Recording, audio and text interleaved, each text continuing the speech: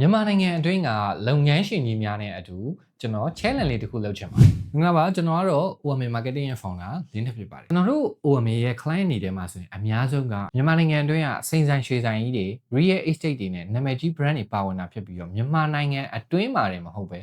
US, Singapore, Malaysia နဲ့ Thailand လိုနိုင်ငံကြီးတွေက client တွေအထိပါကျွန်တော်တို့marketing service ပေးနေပါတယ် client တွေကို marketing service ပေးရင်းနဲ့ကျွန်တော်တွေ့ခဲ့ရတဲ့အတွေ့အကြုံတွေကျွန်တော်သိခဲ့ရတာတွေအကုန်လုံးကို research လုပ်ပြီးတော့တေချာပြုစုထားတာလေးတစ်ခုရှိပါတယ်ကိုယ့်ရဲ့ brand နဲ့ကိုက်ညီမဲ့ content တွေကိုဘယ်လိုဖန်တီးရမလဲဘယ်ချိန်မှာတင်ရမလဲဘယ်လို strategy တွေနဲ့ market ကိုထိုးဖောက်ရမလဲဆိုတာတွေကိုကျွန်တော်အသေးစိတ်လေ့လာထားတာတွေအကုန်လုံးကိုအခမဲ့ပြန်ပြီး sharing လုပ်ပေးသွားမှာဖြစ်ပါတယ်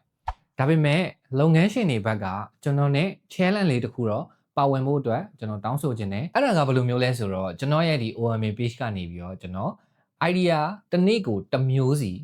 ကျွန်တော် sharing လုပ်ပေးသွားမယ်လူချင်းမင်းတို့ဘက်ကနေပြီးတော့ကျွန်တော်ပေးတဲ့ idea ကိုအသုံးပြုပြီးလူချင်းမင်းတို့ရဲ့ business page ဒါမှမဟုတ် channel တွေမှာတစ်နေ့ကိုတစ် post နှုန်းပြန်တင်ပေးရမှာဖြစ်ပါတယ် challenge ကရက်ပေါင်း60တိတိကြာမှာဖြစ်ပြီးတော့လူချင်းမင်းတို့ဒီ challenge မှာဘာရမလဲဆိုရင်တကယ် real market မှာအသုံးဝင်တဲ့